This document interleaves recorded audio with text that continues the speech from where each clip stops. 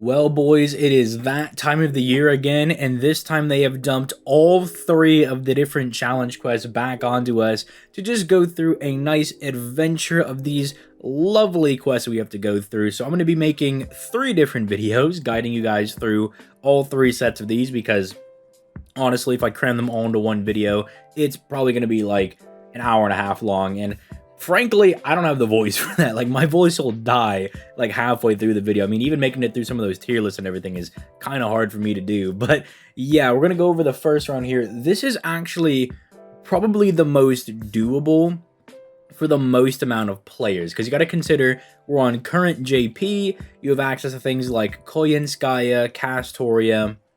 You have access to really good DPS servants like Melusine in the game. Now you have very strong stall strategies with things like Morgan, Himiko. Arjuna Alter is still as good as he ever could be.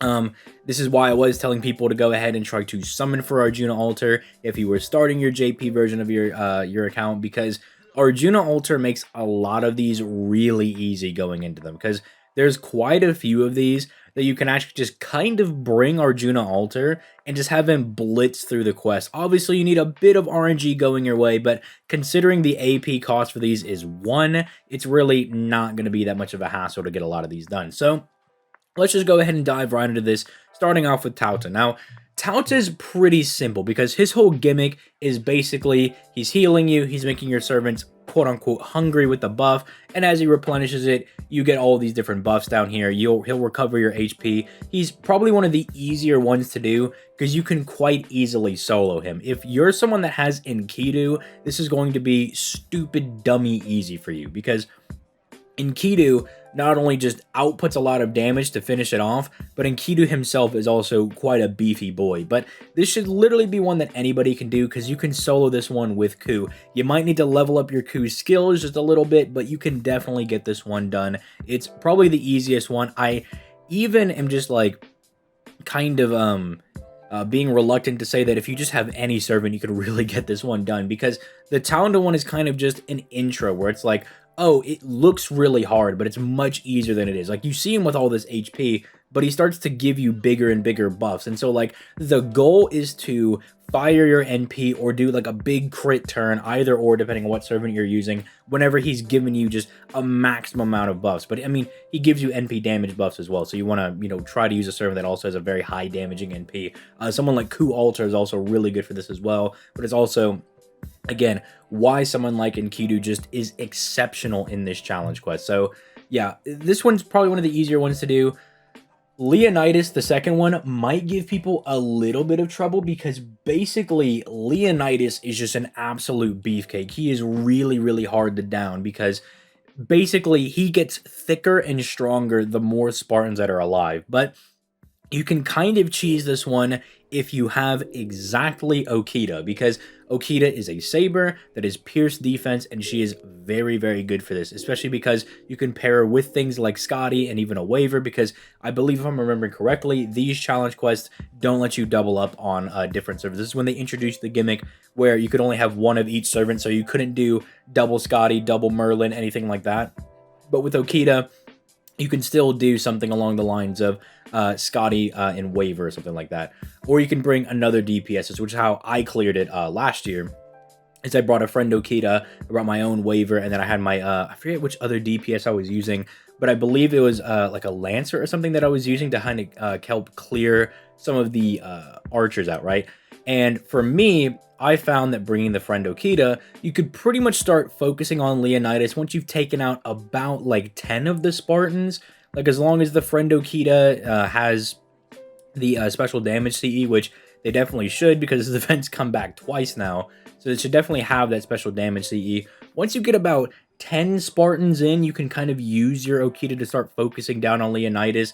Obviously, you can adjust that. If you have like an NP5 Okita, you can probably get it done way easier. You know, you can do it way earlier, but this is like an NP1 Okita, and I found that around 10 Spartans is when Leonidas' defense starts to become much more manageable, because the other good thing about Okita is that since she pierces defense, this whole like defense mechanic is easier for her to get around. So I mean, I'm sure there's other servants you could use that pierce defense, but I'm just letting you know, like, even just bringing a friend Okita is definitely probably going to be the way to go if you want to make it super easy on yourself.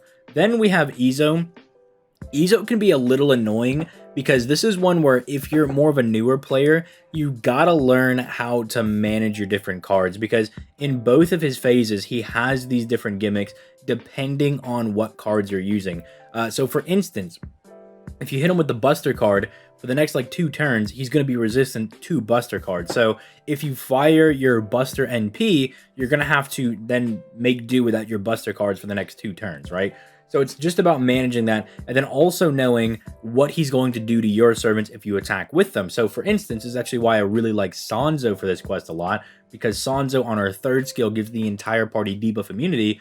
And so even though she's a Buster servant that would get stunned because she attacked with her Buster cards, she can actually get around that and protect the entire party from getting stunned. But frankly, for me, the one that I typically try to go with is Arts. If you have an Art servant, I find this the one just to be the easiest to deal with, because even if you're not doing any damage, you're still hitting with your Arts cards. You can still at least gen some NP back. You're still technically making progress.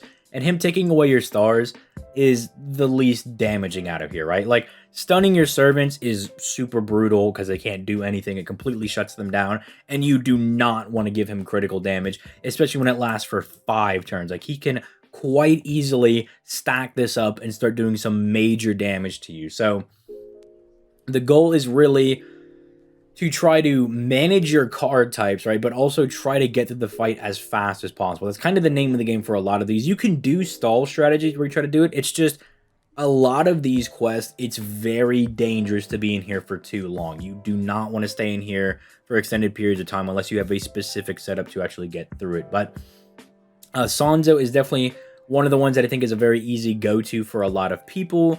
She makes it quite easy. You could get away with using someone like Kiara if you have higher NP levels, because Izo does have a dodge in his kit, and Kiara just blatantly pierces invincibility and defense, all of that on her own NP. And if you have higher NP copies, you can get away with using her with like a Castori and a Tamamo, or like a Castori and a not a Merlin, but like a Waver or something. You definitely get away with it, especially because, again, this is probably the least annoying one to deal with. Now, he will also stack this up as well. This basically, because humanoids are basically like every single servant. There's, I think like 1 or 2 servants that are not classified in humanoid. Yeah, it's these 2, right? And I mean, you could try to use them to kind of get around his special damage mod. I believe I actually have seen Summer BB like solo setups with this quest. So if you have Summer BB, you can definitely try that out. You don't have to worry about this at all. But then you're going to be worrying about getting stunned every time you fire your NP, and then you got to deal with all this nonsense. So anyway, so that's it really for Izo. This is probably not this one. This one. These are probably going to be the ones that people struggle with the most. Because these ones are just blatantly really hard. This one isn't really, like, how do I describe this? It's not hard to get really far and almost complete it. It's closing out this quest is what makes it really hard, because you can quite easily just bring Arjuna Altar and obliterate 2 of these people, right? Like, you can just mop them up. It ain't a thing but a chicken wing. They're dead. You get them out of there. It's super easy. But then one of the experiences that I had when I was testing out Arjuna Altar was when you come down to the Blazing Jaguar, which is Nobu. It would be really hard to close out because I get really unlucky with different cards, right? It'd be very, very difficult, because if you're not aware what the meme is with this one, right? So you have Jaguar Man is the forest one, and she represents quick. You have Jean Archer, who represents the arts over here, and then you have Nobu Summer, who represents the Buster cards over here, right? And basically, they're all pretty much immune to the different card types. Now, that seems like, okay, I just kind of have to, like, juggle their different cards and everything, and, you know, maybe I'll take her down with, like, an art servant, and then that means this is also susceptible. No. That's on first break bar. After you break the second break bar, they'll start exchanging their different battle side buffs with each other. So, Nobu will always hang on to this, but then sometimes she'll also, like, grab the quick one as well, which means she's only susceptible to arts, or Jean over here will only be susceptible to quick. Jaguar Man only will be susceptible to Buster cards, right? It makes it very, very hard to kind of gauge around. Now, the one saving grace is that you can kind of like neuter their NP damage if they're on the wrong battle side buff. So this is just one that you can either attempt to just blitz through it with like Arjuna Alter, just take your fist and punch through as hard as you can, and then put in a closer like Chi Chi Wong or Enkidu, Ku Alter, anything like that. I just try to punch your way through and then just try to mop up with somebody in the back. Or you can try to go from the start using someone like Chi Chi Huang. And there's even like a very famous Ereshkigal solo for this stage. So it's like you can do solos for it, but it just requires you to manage this quest with giga brain power, right? Like you have to use full brain power to manage who's firing their NPs, what battlefield you're on. You got to be thinking like a couple steps ahead and everything. It's definitely a rough one to get through, right? Because I'm a big monkey, right? I just like how I do it is I just take Arjuna Alter, I punch through, and then I just load up the rest of my dudes as like servants I can like clean up, right? I'm just like, okay, if Nobu's going to be the only one that's left and she's only going to be susceptible to arts cards, I'll just put like Melusine or something in the back, and I'll try to mop up with Melusine and just try to clean up at the very end, right? So this one could be very annoying to deal with, but I'm just trying to give you that as a bit of a heads up and a couple of strategies going into it. This is going to be the one that I think a lot of people just quit. Like this is the one that I find consistently when I talk to people, they don't finish this one out. And it's for a very good reason, because it's like this one on the micromanaging, but on steroids, right? Because basically Shiba will give your party different buffs and you have to pay them back. So for instance, Shiba will give you an attack buff, and that means you have to attack with the servant that got the attack buff. Now you might be thinking like, this is fine, I don't really see the problem with this, but let me present to you the idea of how card shuffling works in FGO. So as you know, and in fact we can just pull up Shiba actually right now, right? As you guys know, because this will be more visual, every servant has a 5 card deck, right? Like each one of these counts as 1 card, right? And if you have 3 servants in your party, you have a 15 card deck. So what this means is that every single turn, the game will shuffle you 5 of your cards, and it'll go through those 3 in like sets of 3 until every card has been, presented, right? The problem is that Shiba sometimes, maybe she'll present a servant with an attack buff, but you don't have their card. Like maybe you have double Merlin and Ku Alter. Like maybe that's what you're doing, right? Or not double Merlin. You can't do double Merlin, but let's say Waver Merlin and then Ku Alter, right? Let's say she gives Ku Alter an attack buff, but all you have are Waver and Merlin's cards. Because you weren't able to attack with Ku Alter that turn, you actually are going to get punished, right? And that's the whole thing with the game, is that she gives you all of these different buffs and you have to pay them back. Even worse so is this really punishes having support casters, because she can give your support casters an NP damage buff and they literally cannot pay that back. It is impossible for Merlin to do damage with his NP. So therefore he's going to guaranteed take the demerit, right? It is a very insane challenge quest. It takes just giga amount of micromanaging and understanding all of your resources that it is honestly very hard for me to just be like, just do this, forehead, and you'll be absolutely fine, right? Because I mean, even to like take it to the other level of micromanaging, they gave her 2 assassins to be with her as well, right? So like even bringing someone like Ozzy, who usually be like is a very strong DPS servant, you can bring him. He's kind of functions as a support as well. You can kind of get through it.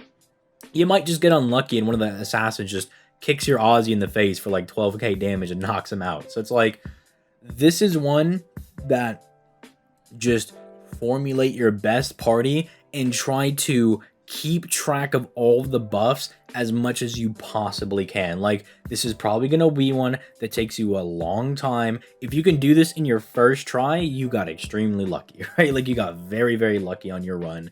I mean, I know there's going to be people that are like, this one isn't all that hard. Those people are lying to you, okay? This is one of the hardest ones, and it's like the only one that when I talk to people, they consistently say that they just don't even bother, or they never finish it, right? They gave it a couple of attempts, and they were like, there's just no way, dude. It can get out of hand very, very quickly. I still advise you guys to try for the fun of it, because I think it's fun to attempt, but just be ready going into it. It's probably the hardest one here.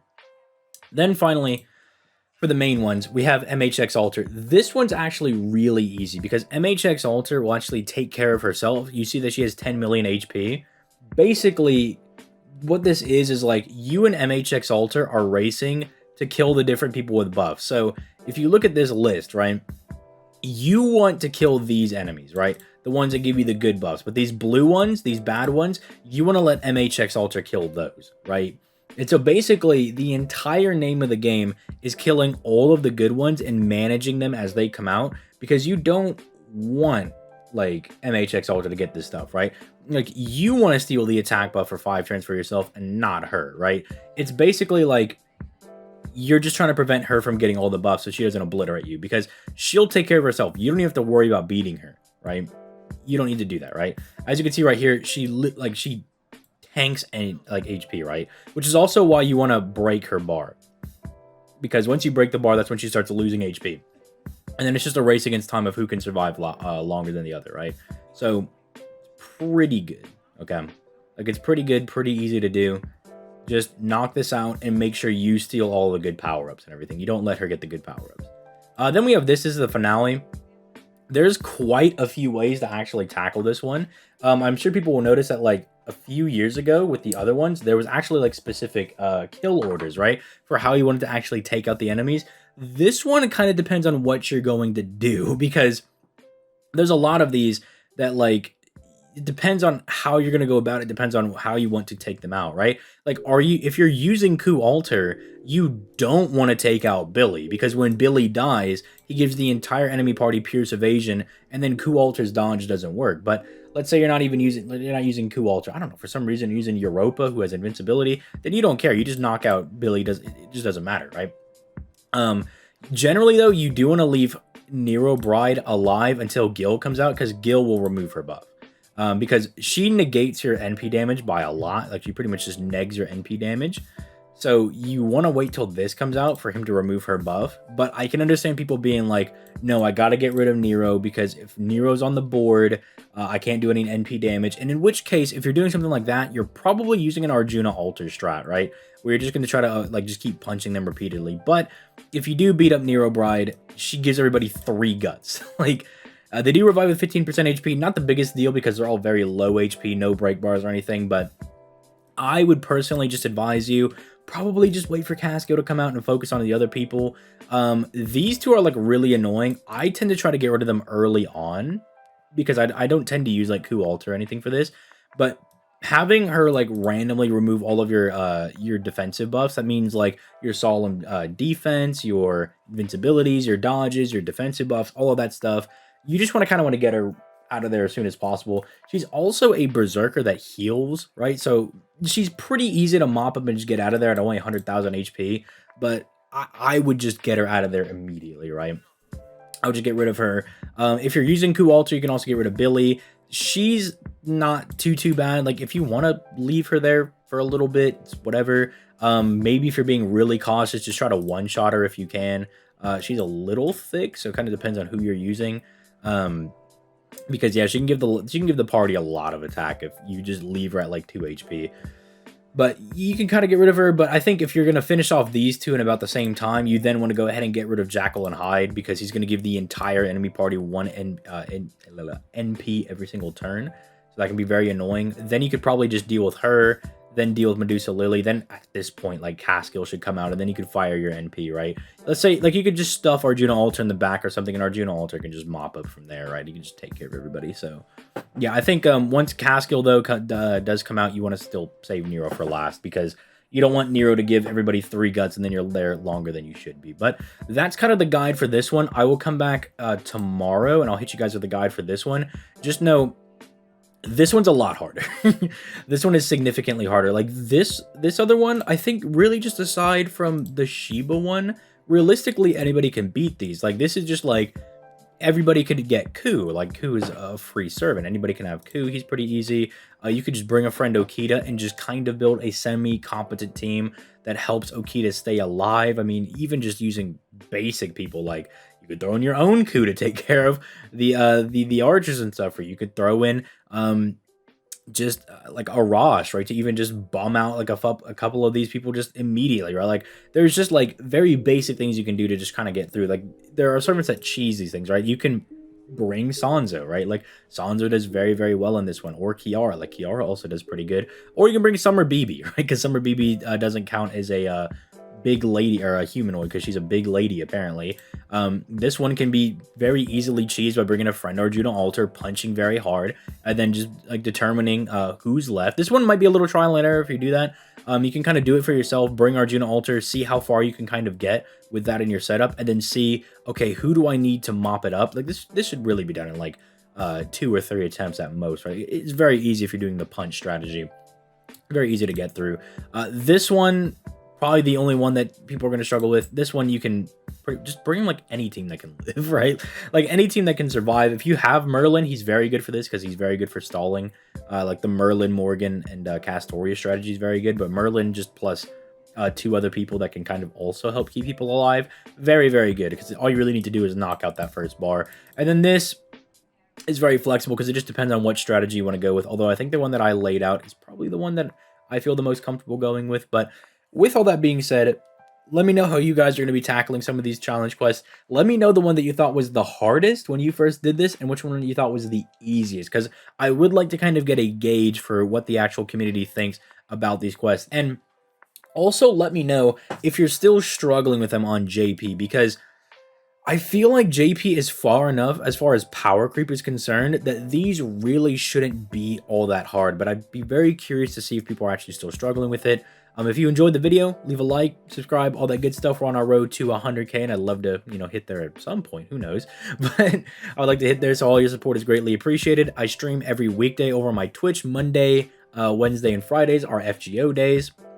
And Tuesdays and Thursdays are the Yu-Gi-Oh days. If you want to enter the next Master Duel tournament, that is going to be next Saturday. It is going to be a pure archetype tournament, so make sure you come to the Discord and hit me up with your deck list, and I will, I'll enter you in the tournament. I hope to see you all there. And with all that being said, all the ending ramblings aside, I think we're good. So with all that being said, boys, I'm gonna go ahead and get out of here. You have a nice day. Peace, late.